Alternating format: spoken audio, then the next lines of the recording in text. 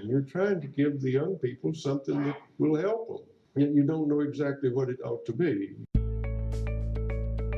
Welcome to the Teach Thought Podcast. Our mission is to rethink what's possible teaching and learning in a modern context. Join your classroom to the Teach Thought movement and be a part of the change. Today I speak with Dr. Elizabeth Bishop. Dr. Bishop is the Deputy Director at the Center for Institutional and Social Change at Columbia Law School and an adjunct assistant professor in the Department of English at the City University of New York. She holds a PhD in Language, Literacy, and Culture from the University of Pittsburgh School of Education. Her research explores the intersections of literacy, civic engagement, urban education, global studies, cultural theory, and youth organizing. So it will make sense today why our conversation involves critical literacy and critical pedagogy. Now, an unfortunate side to this interview, when we recorded it, I recorded both sides of the conversation, obviously, but for some reason only her side took. So what I had to do, I didn't want to redo the whole conversation because she made so many great points and it lasted 30 minutes, and I didn't want to ask her to do that over again. So I went back and the best I could roughly plugged in the kind of sort of question or comment that I made that elicited her subsequent response. That's why the volume probably sounds different between her voice and mine. That's why some of her responses might reference certain points that you don't hear in my question. Because in most of these questions, I would preface them with a 5-minute commentary, and then I would ask a question. Well, in this case, I just kind of squeezed in a 20-second question just so you could understand how the conversation went. It's better than nothing. It's better than not sharing it at all. So I hope you enjoy sometimes one-sided conversation with Dr. Bishop. Dr. Bishop, thank you so much for joining us today. I'm very excited for this conversation. Tell listeners who you are and what you do.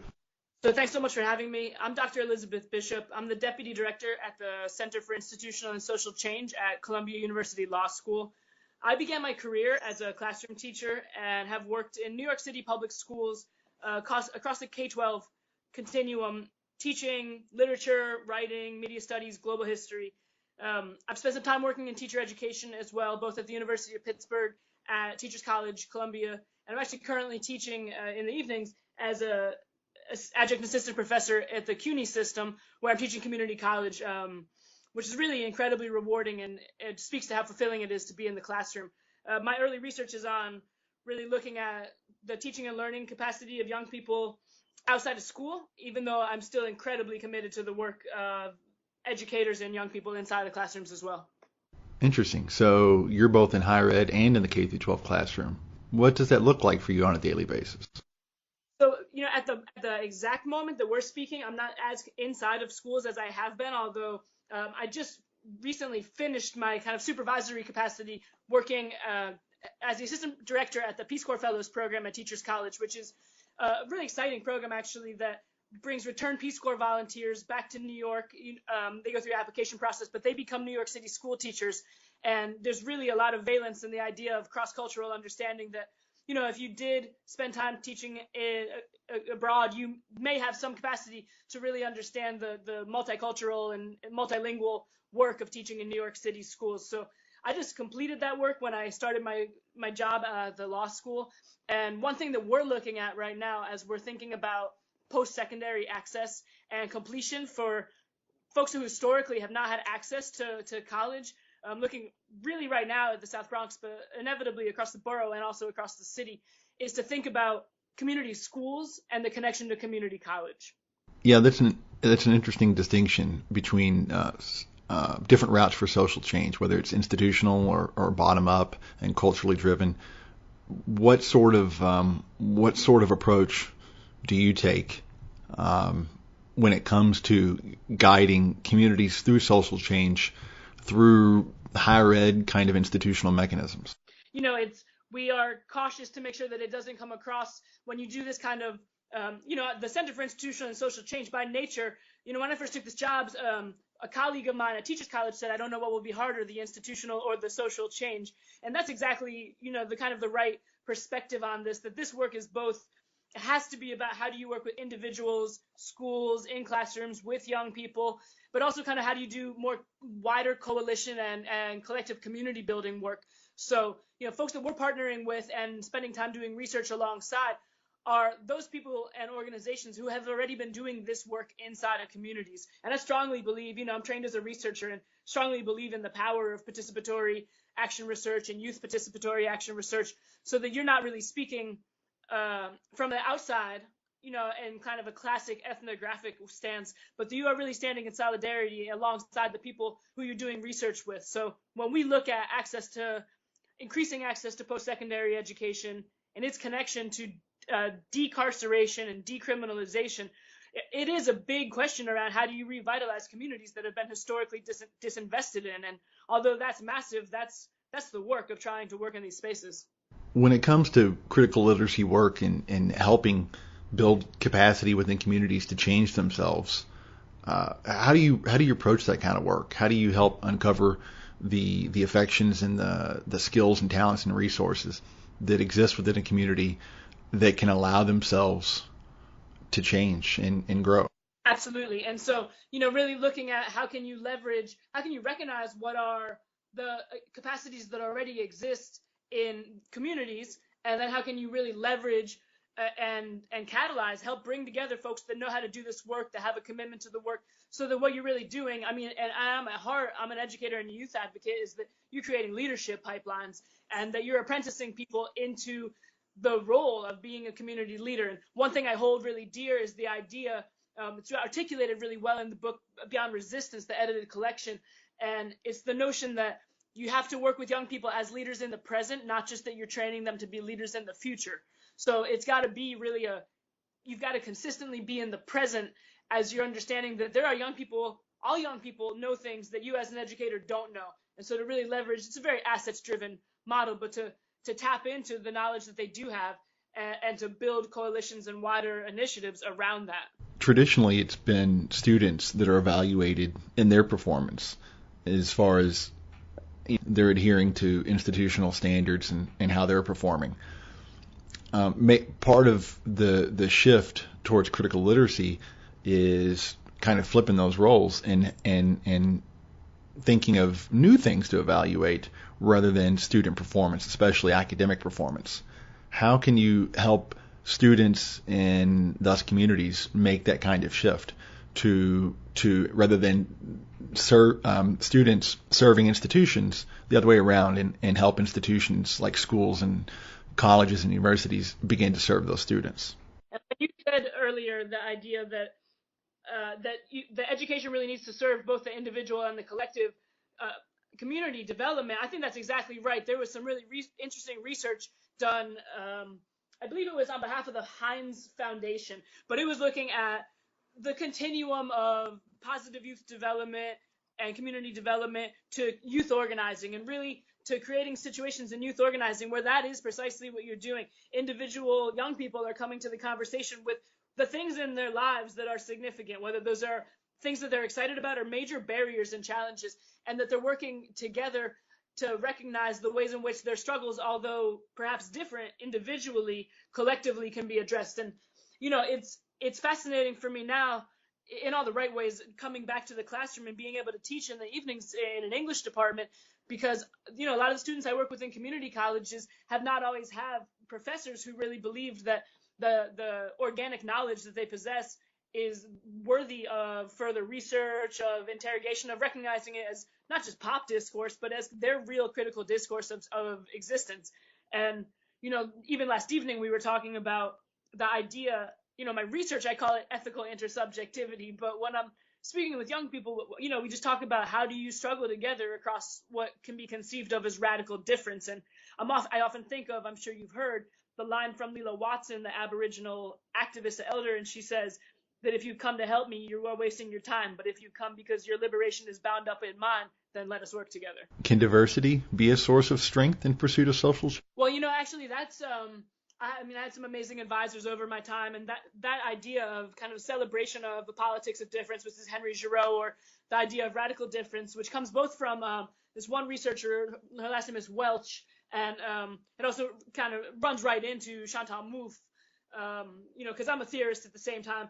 And this is the idea that, Chantal Mouffe says you have radical democratic citizenship, not because there's anything particularly radical about it, but because what we perceive of kind of in an ideal form as democratic citizenship is really far away from what we are doing right now. So to feel like you are engaged in your community, that you have decision-making power, that you can affect change in whether it's small initiatives, small hits, or larger projects, is something that has in some ways escaped us, as folks say that they think that both voting and other types of initiatives don't and skills and tools don't actually serve the purposes of forwarding democracy. So, when Welch is talking about doing work across radical difference, this really acknowledges that, there's all kinds of intersections of who we are and what our identities are and how they both shape our experience, but also how we understand each other. So, I was speaking last night with a student about how his struggle as a Black man is connected to the struggle of Dreamers and undocumented students, is connected to the struggle of LGBT youth. And we were just trying to kind of hash out the ways that you don't have to identify as any one of these individual groups to recognize the forms of oppression and disempowerment are quite similar in many of those contexts. So how can we use critical pedagogy to help humanize education, kind of return it from kind of an academic context to something more human and vibrant, and something closer to the kinds of or something that produces the kinds of knowledge that people use and need on a daily basis? What is the relationship between that kind of relevance and authenticity and humanization and this idea of critical literacy? And it's also thinking about how we approach working with young people, really recognizing, a humanizing pedagogy. And so my work in critical literacy definitely is grounded in the Freirean critical pedagogy work. And that is precisely what that is, to humanize ourselves to the work, and not just to humanize students and to provide them with, the skills that will lead towards some kind of manufactured success, but a more iterative and organic process for them. It makes me think about, as you were speaking about the academic trajectory of the curricula, it just reminds me of, the Hirsch cultural literacy phenomena of the late 80s, where there was an idea that there was certain information you were expected to know to be an appropriately informed American. And lots of things were left out of that absolute literal list of things that you should know. I think as soon as you've got a checklist of things that one needs to know in order to be perceived as an informed American, you've got a problem on your hands. If you have a checklist of, types of inquiry-oriented stances, maybe you're in a better position. But that's definitely why I gravitate towards critical literacy. This is the idea that, there are even having the skills to question how is that list made, and who put that list together, and whose interests are served by the... Yeah, just the idea of critical pedagogy kind of flies in the face of scripted curriculum, or of really kind of any standardization of the learning process. That doesn't mean that there can't be bits and parts of it that aren't universal, but those bits and parts that are universal should be that self and social criticism, and that ability to think critically, not just the ability, but the tendency to think critically, and think for yourself, and be able to solve problems and seek out information and use it in a way that can make a difference in the world. Absolutely. In response to that idea of cultural literacy, that's really, in my eyes, where, when Langsher and McLaren, when they wrote their book on critical literacy in theory and praxis, that was an absolute direct response. They called that the colonization of culture, to make a list like that. And what they were interested in was teaching and learning that is really committed to exploring why particular social and cultural groups occupy unequal positions of power in vis-a-vis social structures. So to work alongside the individuals who are in those groups, and when you are one, or no matter what kind of other power, access, or privilege you may have had, that you have a desire to build up the world alongside those folks, is, I think, exactly the transformative side of literacy work. And it's also the reason that I have paid a lot of attention to critical literacy outside of school, the way that critical literacy practice is enacted and informed, and the type of informal learning that young people, and I'm particularly interested in those that identify themselves as youth activists, but the actual literacy skills. Because what I observed as a classroom teacher was really talking about young people in a way that was about them as consumers of information and data points. And I was actually at a meeting, and I've written about this previously, of the school of a Bronx-wide school leadership type meeting in 2008, where they just kept talking about students as data points. And this datification of learners it has nothing to do with what we're talking about in terms of, the habits of mind and the ability to critically assess the world that you're in, which is only ever more substantial as we see the absolute dominance of digital media in our lives. So how can we reconcile this idea of critical literacy and critical pedagogy? How can we reconcile these ideas with the current model for ed reform and school improvement that exists in schools today? How do you start with something like that? Right.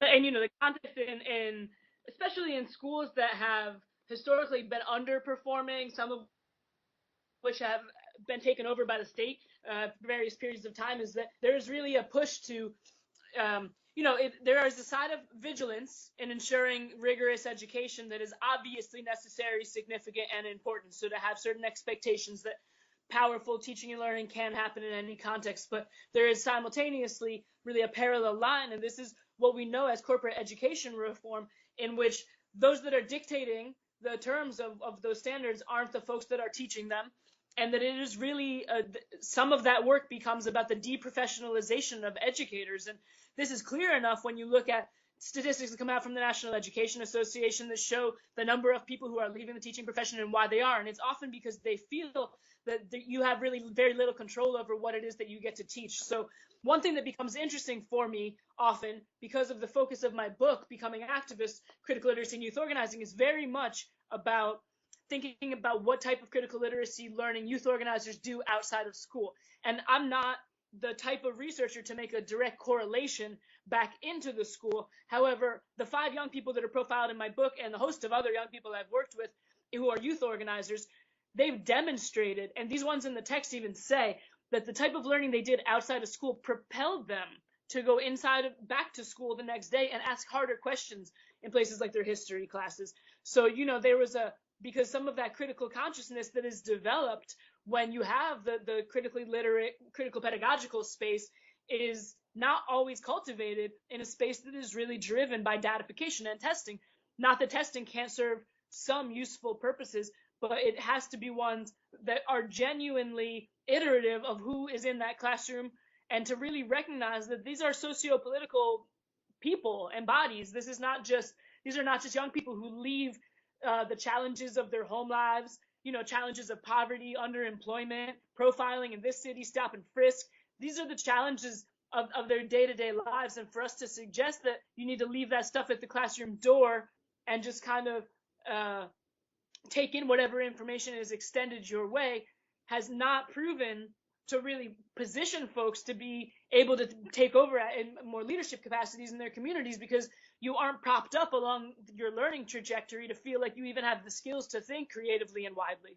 Yeah, that idea of habits is something that's always been interesting to me. What kind of tendencies and habits does school promote in students? And so it's not enough to think, can a student read deeply, but will they read deeply and closely? And it's not so much to say, can they think critically, but will they think critically? And so I've always been really interested in what education does to the character and behavior and tendencies of students, almost more so than what they know. I think it's more important what you do with what you know than what you know, in terms of knowledge. Clearly, socioeconomic realities exist, and that typically that's thought of in terms of poverty, but not necessarily. It doesn't necessarily have to mean poverty. When there's a disparity between the cultural patterns and the language patterns and the value systems that exist within a community, whether it's in a rural area or an urban area or an affluent area, these things matter because they're ingrained into the character and the thinking patterns of students. Yeah, definitely. One thing that's interesting to what you say about the more affluent environments is, when I grew up, in Southern Connecticut, not far outside of New York City, it certainly had its own, various forms of diversity, but there was a level of homogeneity there. And when I was doing my doctoral program, I remember speaking to a woman who was a reading teacher, elementary school reading teacher outside of Pittsburgh, so in a town maybe an hour or so outside, and she said, I was coming from New York City schools, some of my colleagues are coming from Los Angeles Unified School District, and so we were really talking often in reference points to these much larger and more culturally diverse metropolitan areas. And she was saying, this is all well and good, but really the classroom that I work in doesn't have diversity. And I just had to push back on that notion, because just because all of your students might be white doesn't mean that there is not diversity in that space. You've got all kinds of other identifiers, right, around religion, sexuality, gender identity, socioeconomically, household, like the construction of the household in which young people come up in, family structures, all of these things. And so there is a sense, I think, in some spaces that are more that don't come face to face with some of the difficulties that you do see when you're in more metropolitan areas, that there's kind of the capacity to block some of that out. And when I went and spoke, I was invited to speak at Fairfield University in Connecticut. That's not far from where I grew up and where I went to high school. And I asked some questions, I presented on my research, and I was asking some questions about, the way the students consider themselves justice oriented. And there was a painful amount of silence, to be honest, in that space. And partially that's because perhaps not so much injustice has faced some of those students that they haven't felt the necessity to have to answer that question, or let alone know what their answer is. But there also perhaps hasn't been the cultivation to critically ask those questions, because then this is true of critical literacy. There are people who would prefer you don't ask some of these more difficult questions, because it destabilizes the kind of power and control that they want to have. And researchers on critical literacy, one in particular I'm trying to remember, I think his name was Reed, he suggests that you can't do critical literacy in places where silence is encouraged, and the two examples that he uses are prisons and schools. But I do think that it is essential that the other spaces exist. I work alongside some colleagues still at Teachers College who run a program called the Civic Participation Project, and we spend a good deal of time when we talk together about what spaces outside of formal learning allow for not just education, but really work around well-being, because this whole notion of funding programs around civic engagement and civic participation are important, but what that civic even is defined by has everything to do with whether or not you are well, whether or not you have access to healthcare, whether or not you have housing consistently, whether or not you have childcare, so that if you're a young parent, you can finish your education. And these things aren't necessarily things that the Common Core, is naming as a standard, or things that they think are relevant. But in fact, that's actually the foundational undergirding out of which you even will have the capacity to do other work. So one thing that we spend a bit of time, myself and the other folks working on the Civic Participation Project, is thinking about what spaces exist, for young people to counter-narrate about some of the narratives that have been made about them, and to have more informal and exciting spaces for learning that are really generative out of their experience, out of the conditions that they see in their communities and the things that they want to work on. Critical pedagogy is inherently disruptive, and it kind of challenges a lot of the existing ways of thinking within institutions, in schools. How should teachers think about this kind of process? Interesting conversations with other educators who have said to me that there's danger in doing critical literacy work as an educator. And I think that is absolutely true. And I think that it is a worthy danger, and something that is to be, taken very seriously in terms of documenting, because I fundamentally believe and will continue to hold true that even the Common Core, when you step away and allow yourself to take a broad look at the standards, there are always ways to align the more critical inquiry work that we want to do in the sphere of critical literacy with the more straightforward standards that are on the Common Core. And so I think it's significant to really think about what is the work that we want to do with the young people in our classrooms, and then to map ourselves back to the standards and ensure that the things that need to be covered as per policy are being covered, but that do not detract from that really important work that young people want to be engaged in. And it is true that educators sometimes do this at their peril. When I was teaching graduate students at the University of Pittsburgh, and I was talking to them about an organization here. It's called the New York Collective of Radical Educators, NYCOR.org. They've got a bunch of great resources.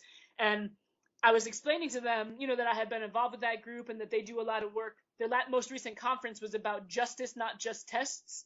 And they and the students said, I want to start PCOR. I want to start the Pittsburgh Collective of Radical Educators. And I said, make sure you get tenure first.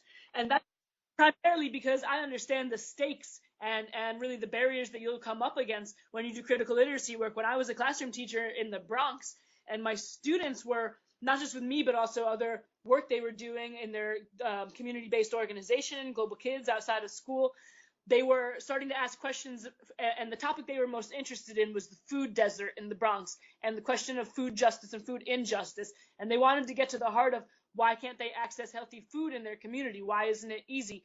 And then so one of the things they wanted to do was to petition the student body to get genetically modified food out of their cafeteria. And the administration and other powers that be were not thrilled that the students were organizing against the food in their cafeteria. And so this is exactly the kind of heightened political environment that a lot of educators do walk into when they try to do critical literacy and critical pedagogy work, is when you stand alongside your students. Sometimes you ask questions people would prefer you don't ask about, things people would prefer you do not ask about, which I would argue is not a reason not to do it.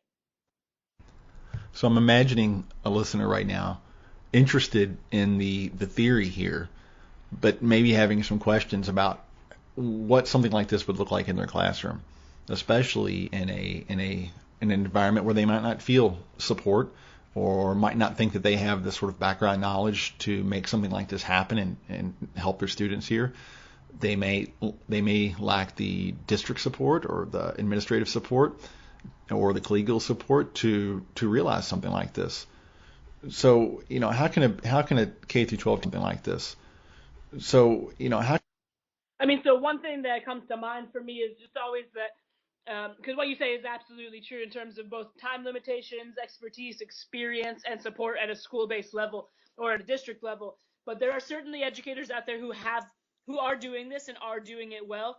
And so, although I don't think there's any kind of magic bullet, I do think that there are things, that there could be spaces for educators to share this type of information, which is one reason I mentioned NYCOR earlier, because they do have some curricular materials on their website. And I think that the challenge is for educators to share their resources, maybe just in a department to start or across the school, to say, I built this unit that I care about tremendously, and maybe that's about surveillance. And within it, perhaps you read some things that are expected of you, and perhaps you have certain types of documents, or worksheets, projects that are assigned or expected from their administration, but that it still creates the space for you to share the resources, to say, this is a unit I wrote, here's the standards that it addresses, here's the way I went about doing it, so that we can really build on those educators that likely have been in the game longer and have started to find ways to adjust to and accommodate their curriculum, both to hit the Common Core standards, but to not disempower the young people in their classrooms and to not disempower themselves. And for those educators that have really no control and no say, when I started my career, I was handed a scripted reading curriculum and told to be on, certain pages on certain days. And we simultaneously did a few things in that context. And when I say we, I mean myself and my students. And that was, some of it was to really start with small activities that were fun and were really meaningful to warm us up, to get us into the things that we had to do. Sometimes it was to use really parallel texts and parallel structures so that we were reading things that were more significant and topically more relational to the students, but that presented you with the same skill development and the same types of requirements and criteria you'll see when you hit some of those longer passages on some of the standardized tests. And finally, it's also to just name to students that although there are constraints, that doesn't mean that learning stops when you walk out of this classroom. And so whether that is book groups after school or groups that students can get involved with in the library, local groups and communities, I have to give a shout out to the Funders Collaborative on Youth Organizing, FCYO. Primarily the reason I do so is because they've done a number of reports that have been both national field scans of what kind of youth organizing is happening, and so this is across the country, that your listeners might be interested in, but they also did regional studies that focus on the different parts of the country, the Southwest, the South, the Northeast, the Pacific Northwest. And so, it's worth looking and seeing what organizations are serving young people outside of school that you can partner with, work alongside. And so if you are constrained enough as an educator but care enough about this work, that you find ways to keep a foot kind of in both spheres, both inside and outside of school, so that you can really facilitate and demonstrate that capacity for learning and that habit of mind that does extend beyond the classroom. And if it's not leaving the classroom, what are we doing here? If it's not adding value to lives and communities, what are we doing here, right? So something that comes to mind, I don't think we've ever officially defined critical literacy or critical pedagogy, and we probably should have done that at the beginning. So let's go ahead and give it a shot now. How do you define this? How can teachers think about this idea? Sure. It's kind of a great place to end at the same time that it is definitely the place that we start. And so, when I think about critical literacy, it is a form of literacy that is about structures. Structural violence and understanding the operations of power. And although I know that sounds quite abstract, it really is about building curricula that allows young people and educators themselves to explore their personal, their sociopolitical, their economic, and their intellectual borders. And I have forever been really profoundly affected by the work of Henry Giroux, and his book Border Crossers is about a pedagogy of doing that work, looking at what are the contradictions in society around freedom? What are the demands of social justice? What are the obligations of citizenship? And what are the structures of silence that allow certain everyday oppressions to continue? So for me, critical literacy uses text and other production skills that allow students to examine that social and cultural politics of their daily life so that they are in a position to act on it. And for me, this is an inclination toward peace, towards justice, towards nonviolence, which, is a particular type of inclination. But I would just say that even for the teachers who are under immense pressure about mastery, there's a tiny bit of hope with the federal government saying that they want to let up on testing. And, although this has become a really egregious thing over the past, decade and a half, it has a long history as well. It hasn't had such a stranglehold on us that it has currently. And I do see a swing back in the opposite direction. Jesse Hagapin and the folks in Seattle. And I do think it's possible to do the critical literacy work. So I would just say to the listeners, and I know that this is it's a difficult ask, but if the choice is do the critical literacy work or do mastery, I say do the critical literacy work and at least know that you are affecting significant change alongside and working with your students, rather than doing a disservice to them and to yourself and possibly your profession by only trying to do mastery and, as you said, the quote unquote, grade leveling up that doesn't actually help them deal with their real lives, because they will enter into a world that is not dictated by the Common Core and that they'll need the capacity to navigate that space. So true. Dr. Bishop, I've greatly appreciated and enjoyed this conversation. I think the idea of critical thinking, critical pedagogy, and critical literacy are really at the core of any sound educational experience. And I think the more academic a learning experience is, I think the less critical it can be. And so maybe one of our challenges, at least as education exists today, is how can we use one to complement the other? Because for today in 2015, 2016, content areas and academic knowledge aren't going away. I'm not sure most communities and most families are ready for something, that radical. But as we transition to something a little bit more fluid and authentic in response to the way the world is changing, the way we're thinking about knowledge and information differently, this is certainly an interesting sort of middle ground. Where can teachers go to get resources like this? Where should they start? Where should they begin reading? What do they need to understand before they get started? So to really hit this notion of critical literacy, it is worth spending a bit of time, reading maybe a few of the seminal texts. So any educators that do have access to a decent library and, or if you have interlibrary loans, I'm a huge proponent of libraries, to get some of these texts. Certainly, my book gives you a pretty good crash course on what critical literacy is. The work of Ernest Morrell, who came out of UCLA and is now at Teachers College, is, his book, Becoming Critical Researchers, is really about how you do this work in a research space with students during the summer, but there's a lot of lessons about how it can be done during the school year as well. I do hold dear, a number of resources that are more progressive in nature, for sure. The Zen Education Project, some of the stuff out of Teaching Tolerance. There's a Truth to Power curriculum from the New York State Union of Teachers, NICOR, as I've mentioned before, the Education for Liberation Network. There is a strong group of folks out there doing this work. I should also reference the work of Hip Hop Ed, which you may have had some traction on. Some of your listeners might be familiar with. And Chris Emden at TC is actually doing some really exciting work around that. And this is that's the type of work where you've got young people who are still absolutely mastering the content of science learning, but are doing so through freestyle rap and ciphers and battles and things that bring culture and excitement and creativity to, a hyper scientific and digital future. So there's a host of folks out there, and people are welcome to reach out to me as well. I'm on Twitter and Instagram at Dr. Bishop Digital. And, I think the networks and coalition building remain key to doing this work so that you can grow as an educator, help your students grow as individuals, but really do things that collectively will make your school and your communities better places. Dr. Bishop, I've enjoyed this conversation immensely. This is all right up my alley. This is near and dear to my heart, this idea of education, improving lives and serving human beings and improving the world. If education doesn't result in social and personal change, what are we doing here? And so I've appreciated this very much, and I would really like to get together with you again and maybe talk a little bit more closely about how teachers can design curriculum and project-based learning units and things like that can kind of incorporate some of this thinking. So I'll definitely reach back out to you again in the future, and we'll get that put together. Thanks so much for joining us today.